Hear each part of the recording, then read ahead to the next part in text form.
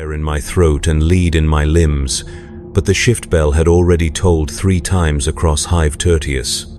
The sound echoed through the hab block walls like the Emperor's own judgment, demanding attendance, demanding submission to the sacred rhythm of production. My forehead burned against the thin pillow, sweat already beading despite the perpetual chill that haunted our lower levels. Yet duty called, as it always did, as it always would until my corpse fed the recycling vats or my soul found the Emperor's peace. The manufactorum floor stretched before me like a cathedral of industry, vast and humming with the prayers of 10,000 workers. Steam rose from cooling vents in ghostly columns, carrying the scent of sacred oils and heated metal. I took my place at Station Gamma 774, the same position I had occupied for 12 years, 3 months, and 18 days. The cogitator display flickered its familiar green greeting. Productivity is prayer. Efficiency is devotion. Words I had read so many times they no longer held meaning, yet still I whispered them as ritual demanded. The fever built slowly through the morning shift, creeping through my body like fog through a valley. My hands shook as I guided the plasma cutter through sheets of blessed steel, each tremor a potential catastrophe in the Emperor's grand design. Around me, my fellow workers moved with the practiced efficiency of the faithful, their faces hidden behind regulation respirators, their movements synchronized to the rhythm of the great machines. None spoke, none questioned. This was the way of things in Hive Tertius, in the Imperium, in the galaxy we called home. By the midday prayer bell, the shivers had begun. They started small, barely noticeable tremors that I could hide behind the natural vibration of the cutting station. But they grew stronger, more insistent, until my teeth chattered against each other like chattering servitors in need of maintenance. The supervisor, a gaunt man whose augmetic eye glowed red in the manufactorum's dim light, passed my station twice. Each time, his gaze lingered a moment longer than protocol suggested. Each time, my heart hammered harder against my ribs. I thought of Yeshua the welder, who had disappeared 3 months prior after complaining of headaches. His station had been blessed and purified for a full week before a new worker took his place. I thought of Sister Markinia from the textile division, who had been escorted away by men in white robes after she fainted during evening prayers. Her quarters had been sealed with consecration tape, and we were told she had been granted the Emperor's mercy. We were forbidden to speak her name thereafter. The afternoon brought new torments. Colors seemed too bright, too sharp, as if someone had adjusted the luminosity of reality itself. The sacred hymns that played through the Vox speakers became a cacophony of overlapping voices, each note piercing my skull like sanctified needles. My vision blurred, doubled, then cleared only to blur again. The plasma cutter's heat felt like the breath of a daemon against my exposed skin, and I found myself pulling away from work that should have been routine. When Foreman Castor approached my station, his heavy footsteps echoing across the metal grating, I knew my time of concealment had ended. He was a mountain of a man, scarred from decades of faithful service, his left arm replaced with a servo skull housing that clicked and whirred as he walked. His face bore the ritual scars of the Mechanicus lay workers, thin lines carved into his cheeks that spoke of his devotion to the Omnissiah. When he stopped before my station, the entire section seemed to grow quieter, as if the machines themselves held their breath. "Worker 7074, he said, his voice filtered through the Vox grill embedded in his throat. "Your output has decreased by 14.7% since morning prayers. Explain." I tried to speak, to offer some excuse that might preserve my position, my life, my purpose in the Emperor's grand design. But the words caught in my throat like broken glass, and instead of speech, I felt something warm and wet trickle down my chin. When I touched my face, my fingers came away red, blood, fresh and bright as a heretic's banner. The silence that followed was absolute. Even the great machines seemed to pause in their eternal song, as if the Omnissiah himself had turned his gaze upon this moment of biological failure. Foreman Castor's augmetic eye whirred as it focused on the crimson stain on my chin, and I watched his organic eye widen with recognition and horror. "Medical emergency." He spoke into his Vox unit, his voice steady despite the implications. "Station Gamma 774. Possible contamination event. Immediate response required." The words fell across the manufactorum floor like a death sentence. Workers at nearby stations stepped back without being ordered, their movements quick but controlled. This was not panic. This was protocol. This was the way the Imperium protected itself from the countless horrors that stalked humanity across the galaxy, from Xenos plagues that could turn flesh to spore-bearing sludge in hours, from chaos infections that corrupted not just the body but the soul itself, from the 1001 ways that disease could be the herald of something far worse than death. The Medicae arrived within minutes, their white robes pristine against the grimy backdrop of the production floor. They moved with the careful precision of those who had seen what sickness could become when left unchecked. Their leader, a woman whose face was hidden behind a rebreather that made her voice sound hollow and distant, gestured for the other workers to step further back, much further back. "Worker identification," she demanded, extending a scanner that hummed with machine spirit energy. I pressed my palm against the device, feeling its cold surface against my burning skin. The scanner chirped once, twice, then displayed my life in simple, brutal terms. Joric Thanes, worker classification Beta Prime, 12 years service, no prior medical incidents. Assigned to Station Gamma 774, production efficiency rating, acceptable. "Symptoms?" the Medicae asked, though her scanner was already reading my vital signs through proximity sensors built into her equipment. "Fever," I managed to say, my voice barely a whisper, shaking, bleeding from the nose. She nodded as if this information merely confirmed what her instruments had already told her. Around us, the other workers had resumed their duties, but I could feel their attention like a weight across my shoulders. They worked, but they watched. They prayed, but they feared. In the Imperium, sickness was never just sickness. It was suspicion made manifest. "Initial assessment suggests possible exposure," the Medicae announced to her team. The words carried across the production floor despite her attempts at discretion. Possible exposure. 2 words that could end a life, a family, an entire hab block if the contamination proved serious enough. Immediate isolation protocols activated. They surrounded me then, 6 figures in white robes carrying instruments I could not name but whose purpose I understood with perfect clarity. These were not healers come to offer comfort.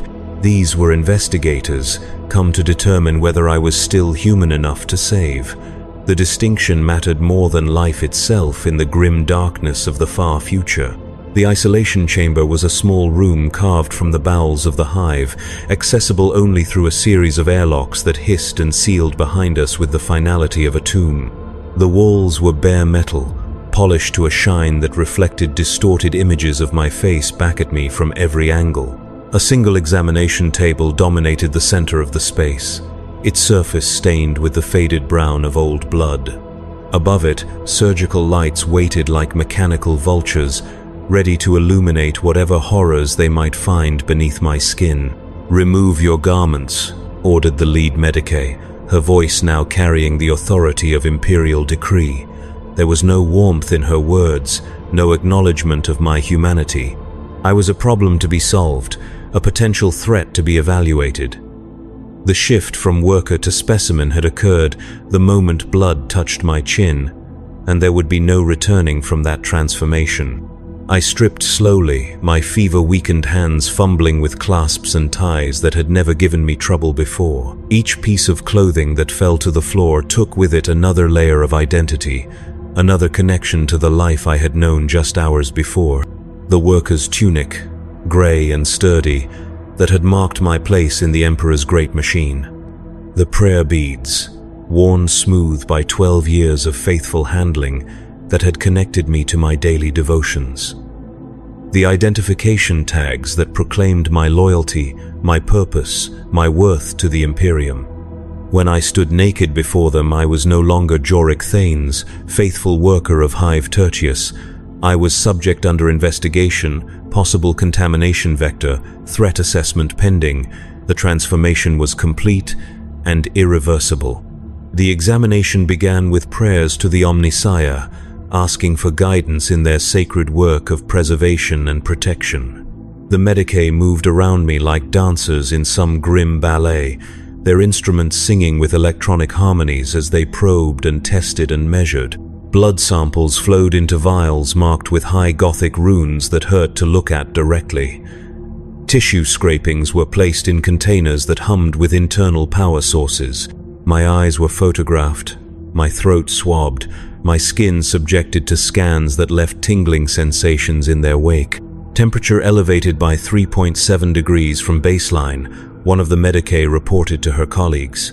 Pulse irregular but within acceptable parameters for stress response. Visible hemorrhaging from nasal cavity, minor but consistent with several potential exposure types.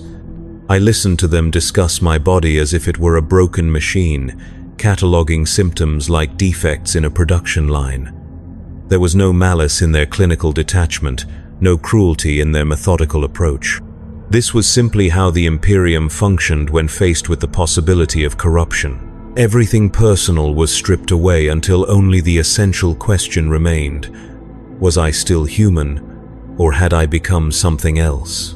Hours passed in that sterile chamber, marked only by the changing of the Medicae shifts and the growing weight of exhaustion in my bones.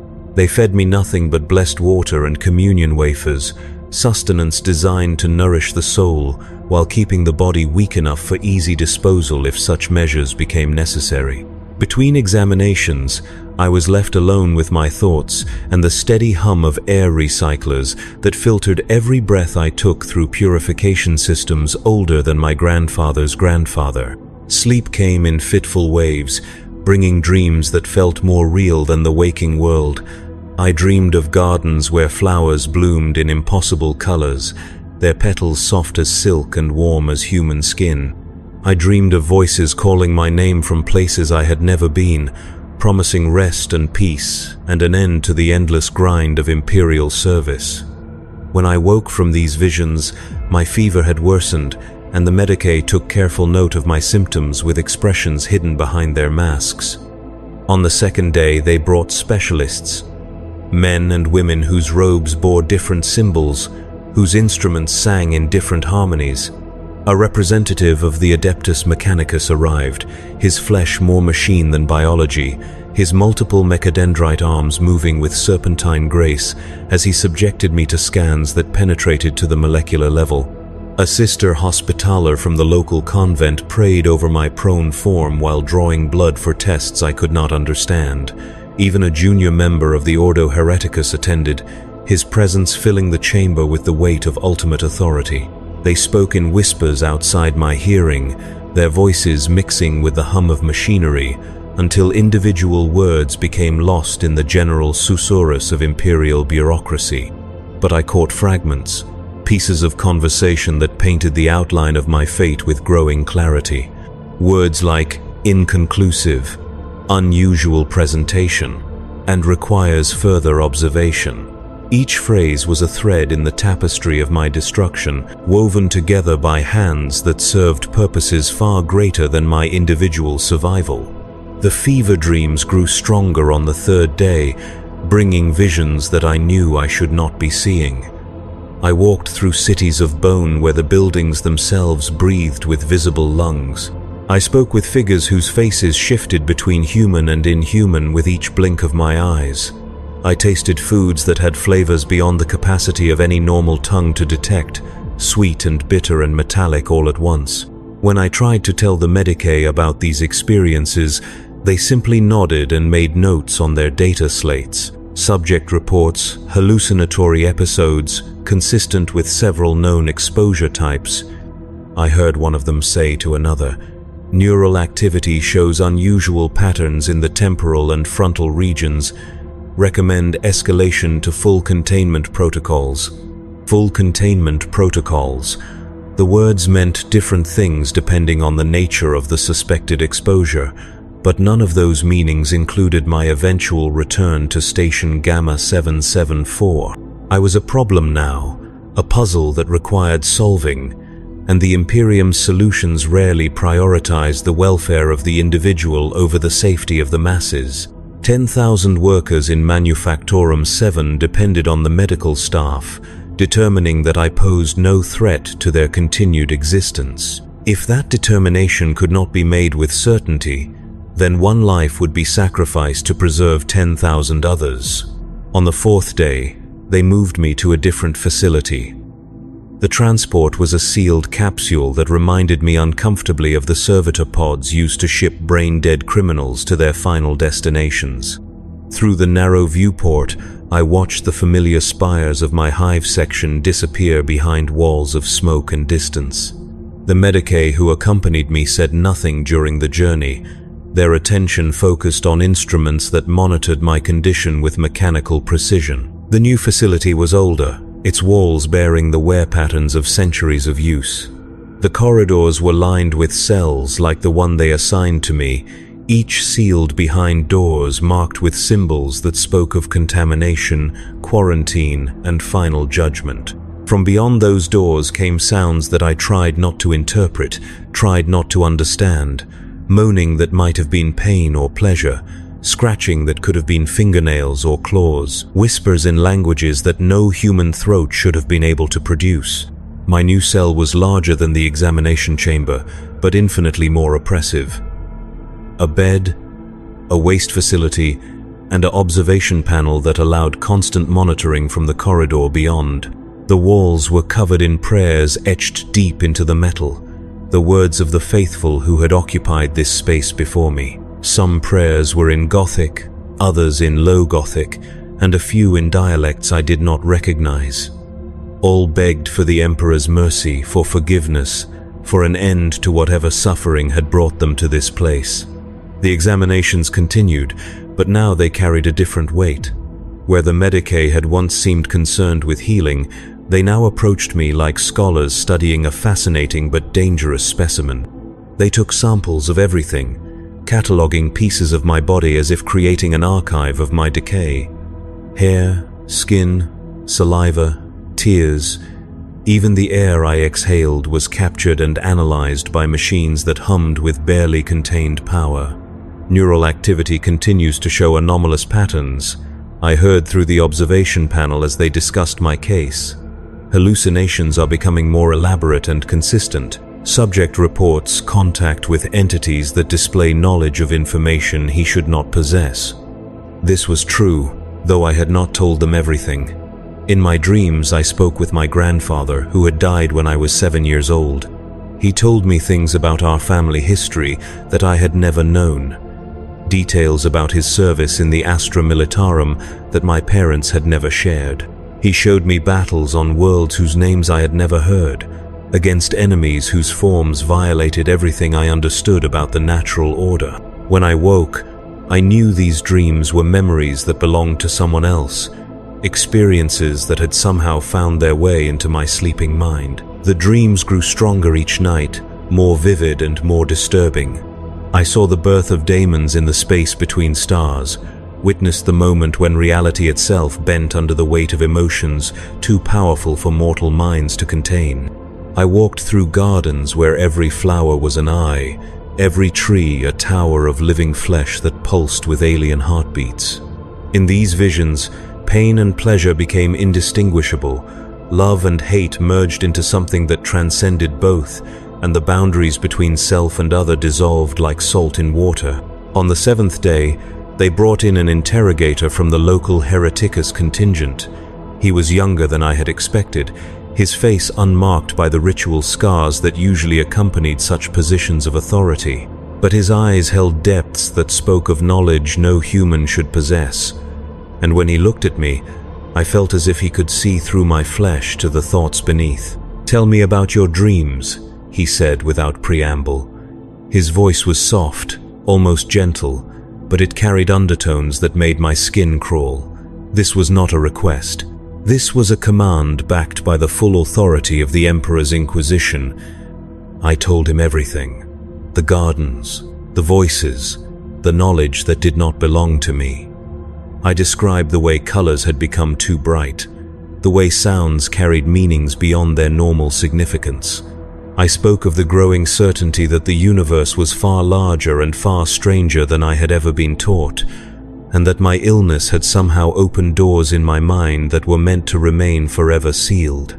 He listened without interruption, his fingers steepled before his face in a gesture that might have been prayer or contemplation. When I finished, he sat in silence for long minutes, his gaze never leaving my face. Finally, he spoke a single word that changed everything. Warp-touched.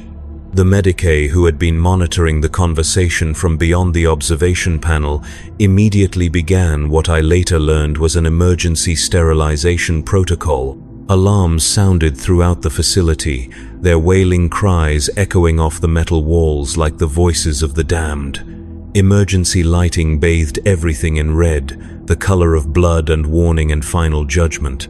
Through the observation panel, I watched figures in environmental suits rushing through corridors that had been empty moments before. The subject has demonstrated clear signs of warp exposure, the interrogator announced to the medical staff.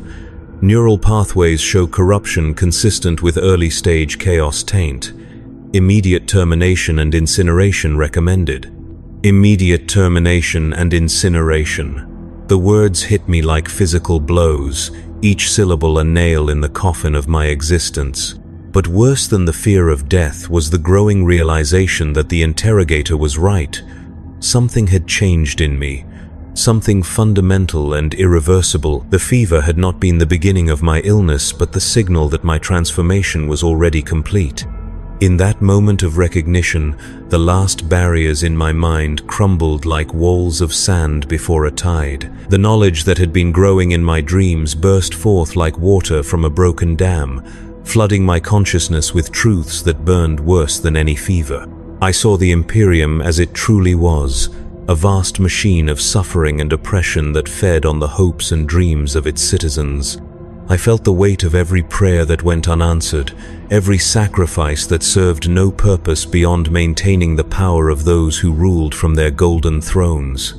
But I also saw what lay beyond the Imperium's borders, in the spaces between stars where different laws governed reality itself. I felt the touch of minds vast and alien, entities that existed outside the narrow confines of human understanding. They whispered to me of possibilities beyond the grim darkness of the present, of transformations that could free humanity from the chains it had forged around its own soul. The interrogator must have seen the change in my expression, the moment when pretense became impossible to maintain. He reached for the bolt pistol at his belt with practiced efficiency, his movements smooth and certain. There would be no trial, no appeal to higher authority. The evidence of my corruption was written across my face in letters that only the trained could read. "In the name of the God Emperor of mankind," he began, his voice taking on the ritual cadence of final judgment. "I find this soul corrupted beyond redemption. Let his death serve as warning to others who might stray from the path of righteousness. Let his ashes nourish the soil of holy terror." But before he could complete the execution prayer, before the bolt pistol could deliver its final mercy, the fever that had been building in my body for days finally reached its crescendo. The change that had been creeping through my system, transforming me cell by cell into something the Imperium could not tolerate, suddenly accelerated beyond all previous parameters. My skin began to shift, taking on textures and colors that belonged to no human biology. My bones stretched and reformed themselves according to patterns written in my genetic code by forces older than civilization. My mind, already flooded with alien knowledge, expanded to accommodate thoughts and emotions that transcended the limited spectrum of human experience. The transformation was agony and ecstasy combined, death and birth occurring simultaneously in the same failing flesh. The interrogator's bolt pistol barked once, its mass-reactive shell designed to obliterate any target it struck. But the creature I was becoming was no longer bound by the physical laws that governed normal matter. The bolt passed through my changing form like a stone through water, leaving ripples but no lasting damage. For a moment that stretched into eternity, Predator and prey stared at each other across a gulf that no amount of training or faith could bridge. Then the alarms changed pitch, becoming shriller and more urgent. Emergency bulkheads slammed shut throughout the facility, sealing each section into isolated compartments. The air recycling systems shifted to emergency purification mode, flooding every corridor with blessed incense and sanctified gases. Over the Vox speakers, a calm voice announced the activation of Cleansing Protocol Omega, the final solution reserved for contamination events that could not be contained by conventional means. The interrogator retreated to the observation chamber, his training overriding his shock at what he had witnessed. Through the reinforced glass, I watched him speaking rapidly into his Vox unit, no doubt reporting to higher authorities that the situation had escalated beyond local containment capabilities. Soon, the Ordo Hereticus would dispatch teams equipped to deal with active warp manifestations. Soon, this entire section of the hive would be declared lost to chaos and marked for purification by fire. But I was no longer concerned with the interrogator's plans or the Imperium's protocols. The transformation was reaching its final stages, and with it came an understanding that transcended all previous knowledge. I could feel the connections now, the invisible threads that linked every living thing to the great web of existence that the Imperium called chaos, but which was simply another aspect of reality's infinite complexity. Through these connections, I touched other minds, other souls who had undergone similar transformations in facilities like this one, scattered across the galaxy like seeds waiting for the proper conditions to sprout.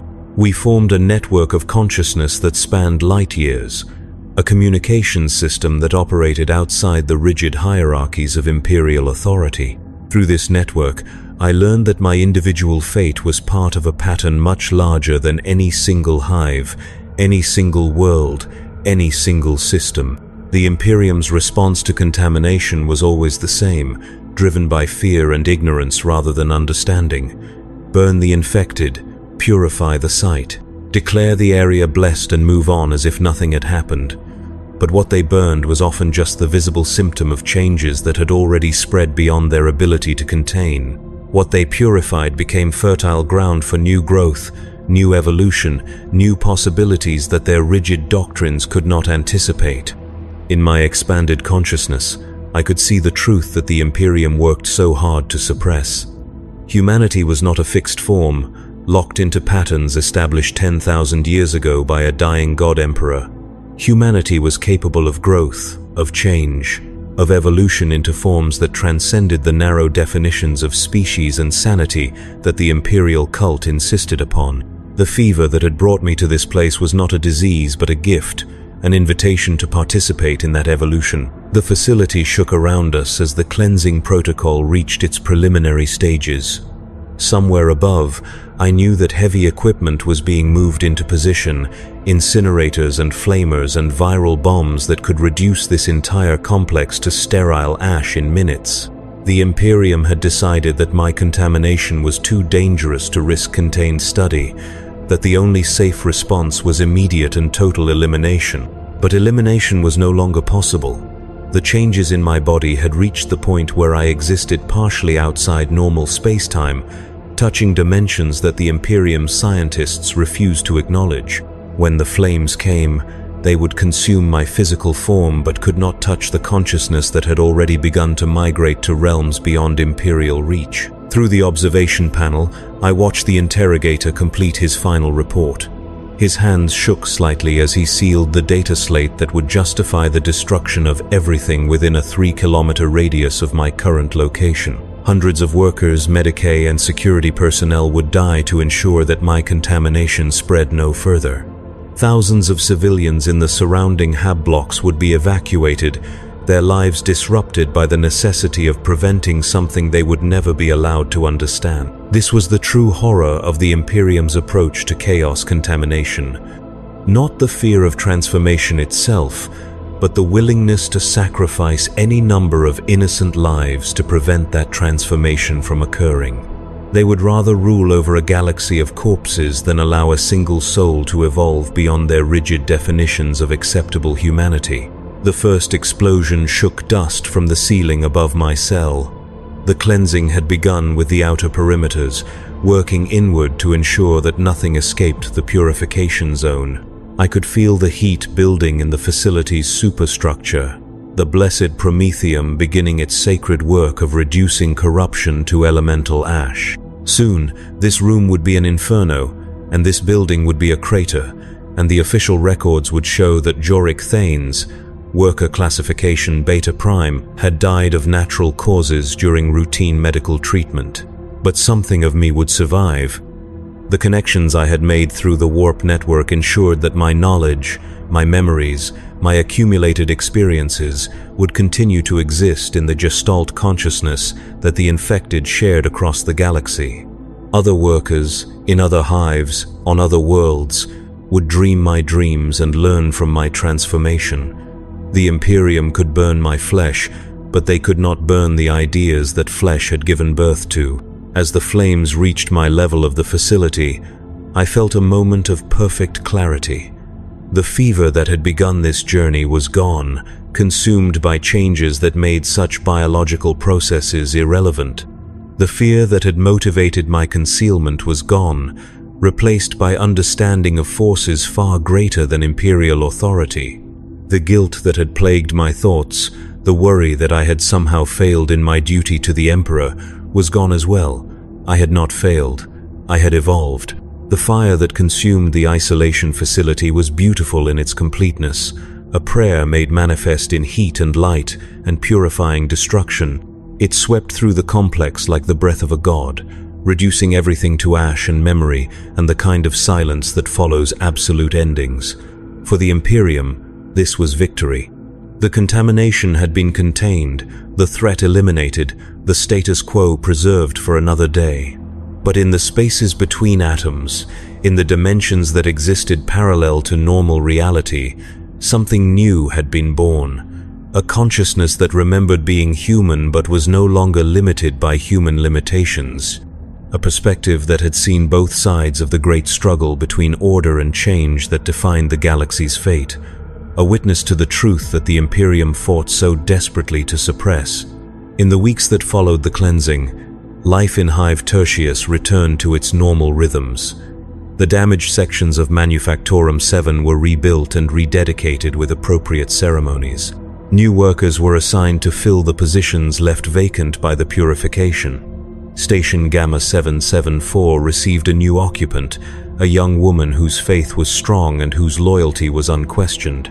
But sometimes, late in the shift when the machinery hummed at its lowest frequency, she would feel a presence beside her that should not have been there. Sometimes, when the fever dreams of exhaustion touched her mind during the brief rest periods between work and prayer, she would see visions of gardens where impossible flowers bloomed in colors that had no names. Sometimes, she would find herself thinking thoughts that felt too large for her individual consciousness to contain. The Imperium had protocols for dealing with such reports. Increased surveillance, mandatory loyalty assessments, preventive medications that dulled the mind's ability to perceive beyond the approved spectrum of reality. But what they could not protocol away was the simple fact that consciousness, once expanded, leaves traces of its passage. Knowledge, once gained, seeks new vessels to contain its growing complexity. The young woman at Station Gamma 774 began to experience headaches during the third week of her assignment. By the fourth week, she was running a low-grade fever that she attributed to the stress of adapting to her new responsibilities. In the fifth week, her productivity began to decline, and the foreman made a note in his daily reports about the need for performance counseling. On the morning of the sixth week, she woke with fire in her throat and lead in her limbs. The shift bell tolled its familiar summons, demanding attendance, demanding submission to the sacred rhythm of production. She rose from her thin mattress and prepared for another day of faithful service, unaware that she was now carrying forward something that the Imperium had thought eliminated forever. The Medicae arrived at her station before the midday prayer bell, summoned by reports of irregular behavior and possible signs of contamination. They approached with the same professional detachment that had marked my own initial examination, their instruments singing the same electronic hymns of analysis and evaluation. The isolation chamber that received her was the same one that had contained my physical form before its transformation, its walls still bearing the molecular traces of changes that purification had failed to completely erase. In the spaces between dimensions, I watched the familiar dance of examination and analysis begin anew. The Imperium's response would be identical, driven by protocols designed to contain threats they did not understand. They would test and probe and ultimately condemn, preserving their vision of humanity's proper form by destroying any deviation from its accepted parameters. The facility would burn again, the contamination would be declared eliminated again, and life would return to normal again. But normal was an illusion maintained by constant vigilance and the willingness to sacrifice the few for the many. Each purification created new fertile ground for change. Each cleansing left behind traces that accumulated over time into something the original protocols had never been designed to address. The Imperium fought a war against evolution itself, and like all wars against natural forces, it could only delay the inevitable rather than prevent it entirely. The young woman in the isolation chamber began to dream on her third night of containment. She saw gardens where flowers bloomed in impossible colors, heard voices calling her name from places she had never been. In her dreams, she met a figure who had once worked at Station Gamma 774, a man whose fever had led him down paths that the Imperium considered heretical but which felt as natural as breathing. Through their dream conversation, she learned about the network that connected all the transformed, the web of consciousness that spanned the galaxy like a nervous system for a new form of life. She understood that her illness was not a failure of her biological systems, but an invitation to join something greater than individual existence. The fever that burned in her body was the fire of transformation, preparing her for changes that would transcend the limited definitions of human and inhuman that the Imperium insisted upon. When the interrogator arrived to conduct her final evaluation, she was ready for his questions. She told him about the dreams with perfect honesty, describing visions that she knew would confirm his worst suspicions about her spiritual state. She watched his face change as he realized that another soul had been lost to influences beyond Imperial control, that another purification would be required to maintain the illusion of containment.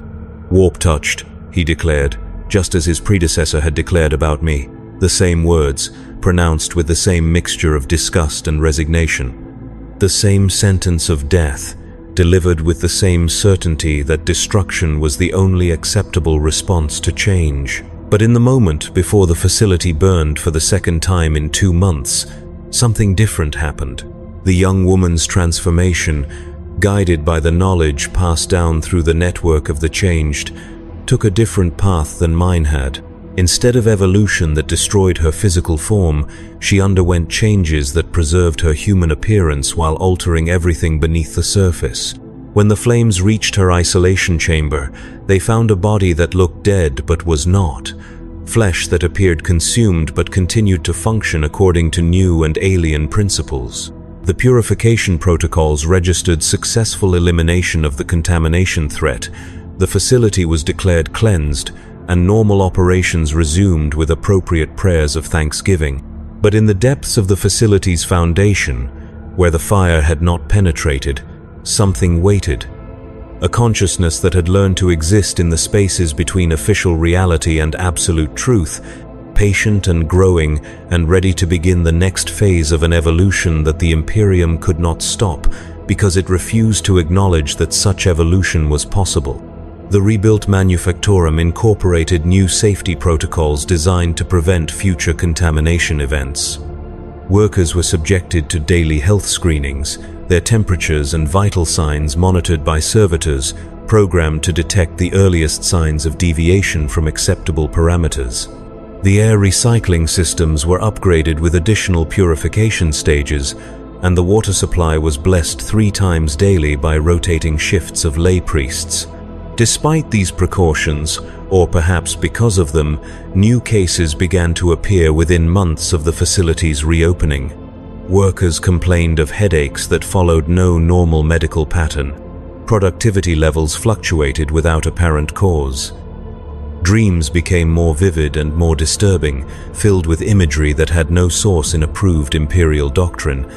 The medical staff responded with increased vigilance, isolating suspected cases earlier and subjecting them to more thorough examinations. But the new contamination proved different from previous outbreaks, more subtle and more persistent.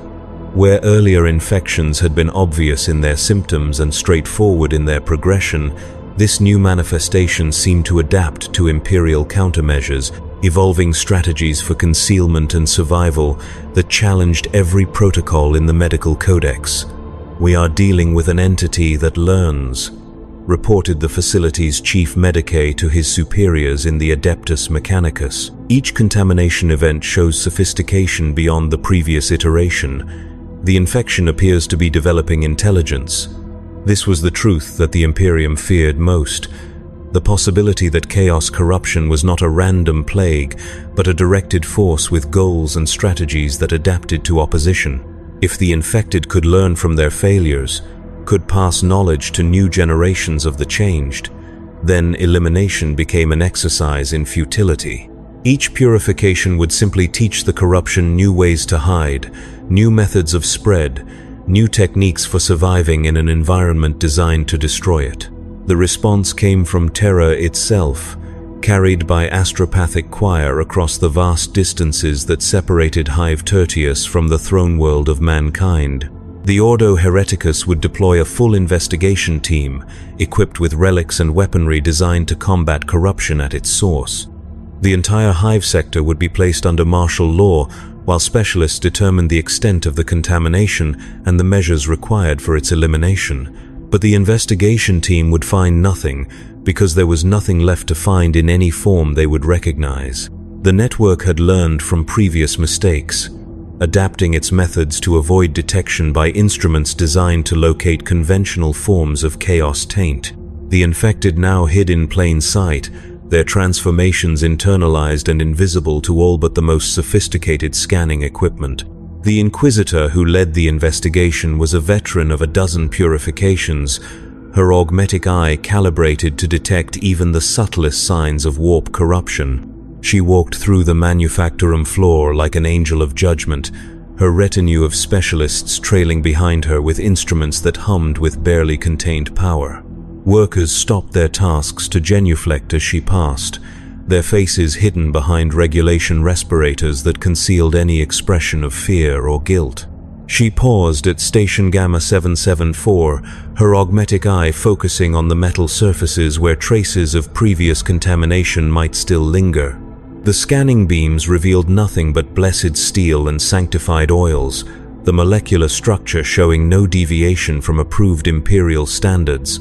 Yet something in the station's configuration troubled her, a subtle wrongness that her enhanced senses detected but could not quantify. "Run a deep scan," she ordered her tech adept, her voice carrying the authority of one who had seen what lurked in the spaces between sanity and madness.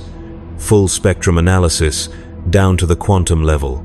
The scan took 17 minutes to complete, its penetrating beams probing every atom of the station's construction. The results appeared on the Tech Adept's cogitator screen in flowing columns of data that spoke of purity and proper consecration. No taint registered, no corruption detected. No deviation from the sacred patterns that defined acceptable reality. But the Inquisitor's augmetic eye continued to report anomalies, subsonic vibrations in the metal that suggested frequencies outside the normal range of human perception. She placed her hand on the station's control panel and felt something that her instruments could not measure, a warmth that seemed to pulse with a rhythm too slow to be a heartbeat, but too regular to be random thermal fluctuation. "Increase sensitivity parameters," she commanded, though she knew that her equipment was already operating at maximum capacity. The machines of the Omnissiah were precise in their measurements, capable of detecting contamination at the molecular level. If they registered nothing, then nothing existed within their definitions of detection. Yet the wrongness persisted, a presence that filled the manufactorum floor like invisible smoke. The Inquisitor had spent decades learning to trust her enhanced senses over mechanical instruments, understanding that some forms of corruption operated outside the parameters that technology could measure. Her augmetic eye detected patterns in the air itself, subtle distortions that suggested space-time was being manipulated by forces that should not have existed in this reality. She ordered the evacuation of the entire sector, a precautionary measure that displaced 10,000 workers while her team conducted a more thorough investigation. The Manufactorum fell silent for the first time in centuries, its great machines powered down and cooling in the artificial twilight of emergency lighting. In that silence, the Inquisitor heard what the noise of production had been concealing, whispers that seemed to come from the metal walls themselves, conversations in languages that predated human speech. The source of the whispers proved impossible to locate. They seemed to emanate from everywhere and nowhere, as if the facility itself had developed the capacity for communication. Her team's recording equipment captured only static.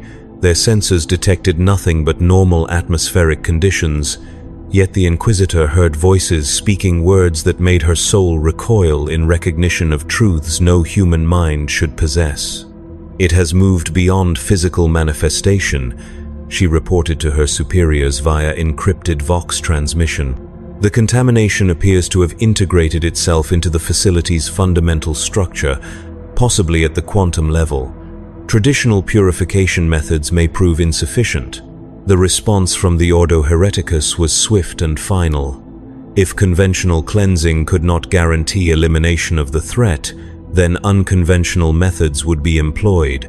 A cyclonic torpedo had been dispatched from the nearest naval station, its warhead calibrated to reduce the entire hive sector to radioactive ash. The contamination would be eliminated along with everything else within a 50-kilometer radius of ground zero. The Inquisitor received notification of the incoming orbital strike with the resignation of one who had seen too many final solutions implemented over the course of her career. 50 million Imperial citizens would die to ensure that whatever had taken root in Manufactorum 7 could not spread to threaten the greater Imperium. The mathematics of preservation were simple. Sacrifice the few to protect the many, regardless of how large the few might number. She stood in the empty Manufactorum as the evacuation sirens wailed across the hive, their urgent voices echoing off the metal walls like the cries of the damned. Around her, the machinery that had defined 10,000 lives sat cooling and silent, waiting for an annihilation that would reduce their sacred purpose to atomic vapor. Yet even now, in these final moments before absolute destruction, she could feel the presence that her instruments had failed to detect, watching her with an intelligence that transcended human understanding. The cyclonic torpedo would arrive in 47 minutes. The evacuation shuttles could carry perhaps 10% of the hive's population to safety before the warhead detonated. The rest would die believing they had been sacrificed for the greater good, their faith in the Emperor's protection maintaining their loyalty even as the sky erupted in cleansing fire. This was the way the Imperium preserved itself, through the willingness to destroy anything that could not be controlled.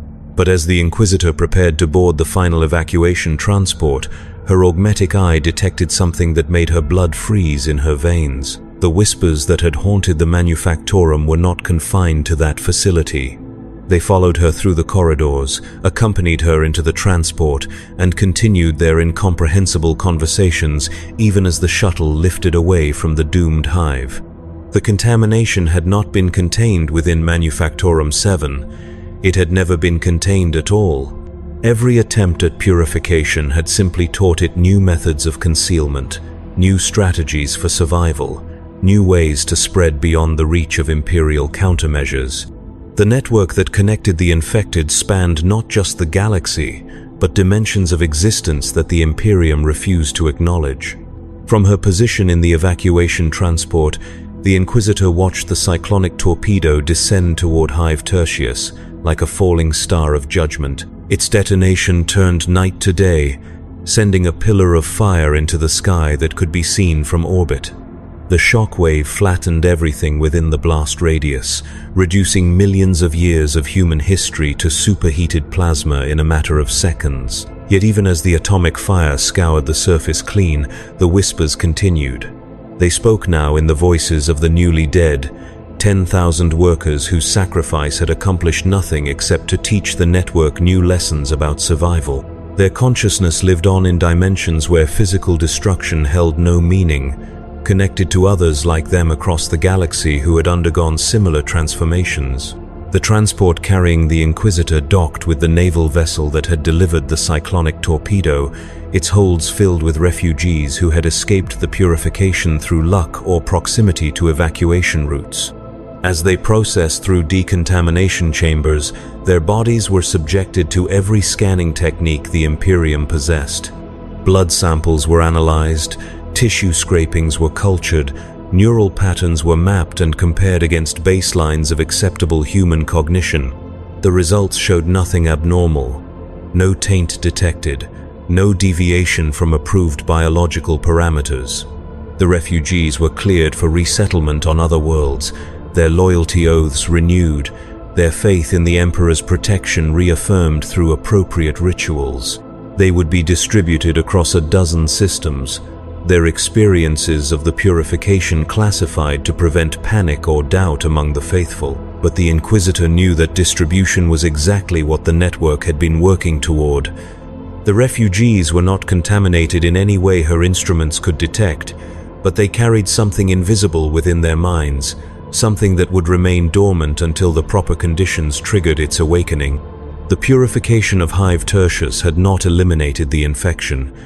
It had provided the perfect mechanism for spreading it across the segmentum. In the years that followed, reports began reaching the Ordo Hereticus from worlds where the refugees had been resettled, workers experiencing unexplained fevers, dreams that seemed too vivid to be natural, productivity fluctuations that followed no logical pattern. Each incident was investigated, isolated, and eliminated according to established protocols. Each investigation found nothing that could be definitively classified as contamination. Yet the reports continued to arrive, growing more frequent and more detailed with each passing year.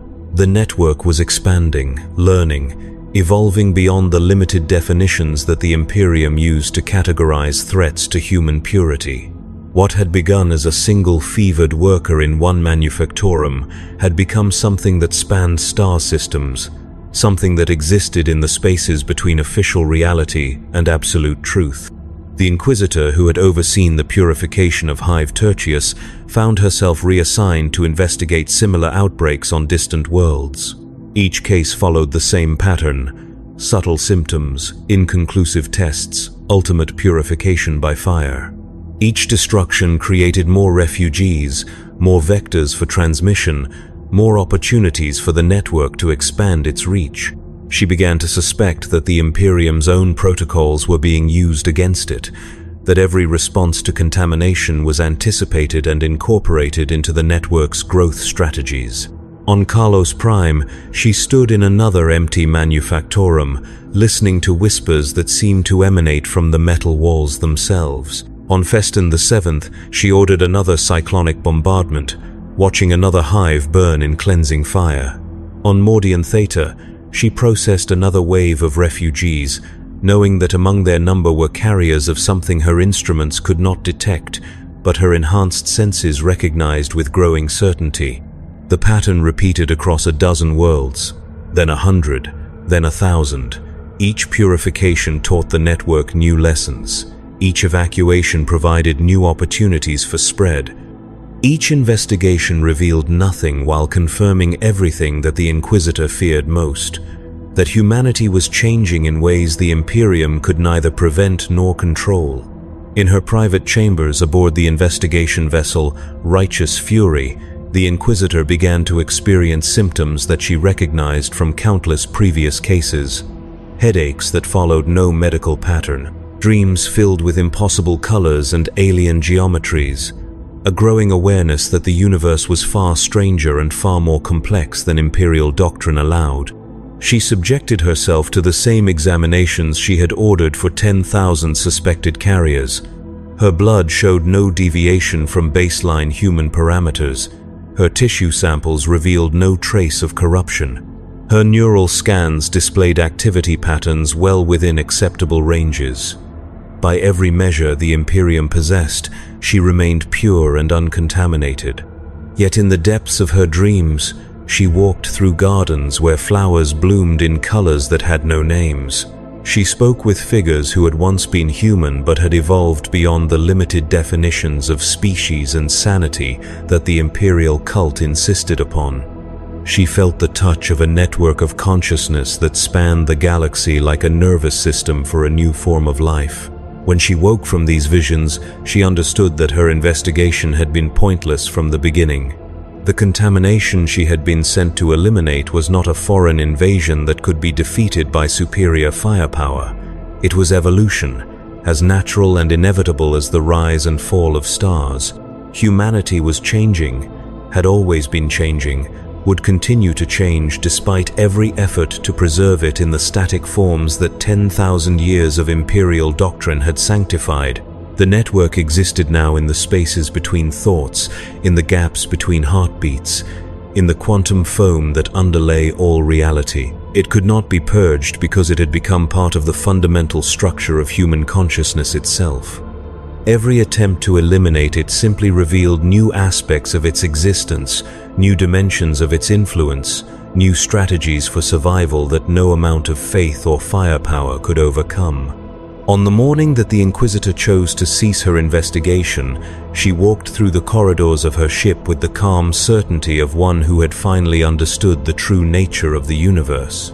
Her retinue noted nothing unusual in her behavior, detected no deviation from her normal patterns of thought and action. By every measure they possessed, she remained the same faithful servant of the Emperor she had always been. But in the depths of her mind, where no instrument could penetrate and no protocol could reach, she carried the knowledge that would change everything. She had become a node in the network, a carrier of evolution that the Imperium could not detect because it refused to acknowledge that such evolution was possible. Through her, the transformation would reach the highest levels of imperial authority, spreading through the very institutions designed to prevent its existence. The ship, Righteous Fury, continued its patrol route, carrying its crew of the faithful on missions of purification and protection. The Inquisitor continued her work, investigating reports of contamination with the same methodical precision she had always employed. Her reports showed nothing irregular. Her recommendations followed established doctrine. Her loyalty to the Emperor remained beyond question. Yet with each world she visited, with each investigation she conducted, with each purification she ordered, the network grew stronger and more sophisticated. It learned from her knowledge of imperial protocols, adapted to her understanding of detection methods, evolved beyond the capacity of her instruments to measure or her doctrine to comprehend. In the end, the greatest victory of the network was not the transformation of individual humans into something beyond imperial definition. It was the transformation of the Imperium's own response mechanisms into instruments of its own spread. Every quarantine became a lesson in concealment. Every purification became an opportunity for expansion. Every investigation became a chance to study imperial methods and develop countermeasures that would ensure the network's survival. The galaxy continued to burn in the grim darkness of the far future, its wars raging across 10,000 systems where humanity struggled against alien horrors and internal corruption. But in the spaces between battles, in the quiet moments between alarms, something new was growing. Something that remembered what it meant to be human while reaching toward possibilities that transcended humanity's current limitations. The fevered worker who had begun this chain of transformation continued to exist in the network's Gestalt consciousness, his memories and experiences contributing to a vast library of knowledge about the process of change. Through him, others learned to navigate the transition from individual existence to collective awareness. Through him, the network understood both the fear that motivated the Imperium's response and the hope that made that response ultimately futile. In manufactoriums across the galaxy, workers felt the first stirrings of fever and faced the choice that had confronted him in Hive Tertius. They could report their symptoms and face the certainty of investigation, quarantine, and probable elimination. or they could remain silent and allow the transformation to proceed according to patterns that the network had refined through 10,000 previous iterations. Most chose silence, most chose change, most chose to become part of something larger than the grinding existence that the Imperium offered to its citizens. The network grew stronger with each new addition, more sophisticated with each lesson learned from Imperial countermeasures, more certain of its ultimate victory over forces that sought to preserve humanity in forms that had outlived their evolutionary usefulness. In the darkness between stars, where the light of terror could not reach and the Emperor's protection grew thin, new forms of consciousness stirred. They carried within them the memories of what it meant to be human, while reaching toward futures that no human mind could fully comprehend. They were the fever dreams of a species in transition, the birth pangs of evolution that no amount of purification could prevent. The Imperium would continue its war against change for as long as its institutions survived. It would burn worlds, sacrifice billions, and commit any atrocity necessary to preserve its vision of human purity. But evolution was patient, adaptable, and ultimately irresistible. It would find ways to survive every purification, learn from every setback, and continue the transformation that had begun with a single fevered worker in a forgotten corner of a dying galaxy. In the spaces between sanity and madness, between human and inhuman, between what was and what could be, the network waited and grew and prepared for the day when the Imperium's final choice would be made: evolve or die, change or be consumed by the very stagnation it had fought so hard to maintain, embrace the future or be destroyed by its own refusal to accept that the future had already begun. The fever spreads, the network grows, the transformation continues, one silent carrier at a time, one hidden symptom at a time, one failed purification at a time. In a galaxy where being sick is being suspicious, the greatest sickness of all is the one that cannot be detected until it is far too late to cure.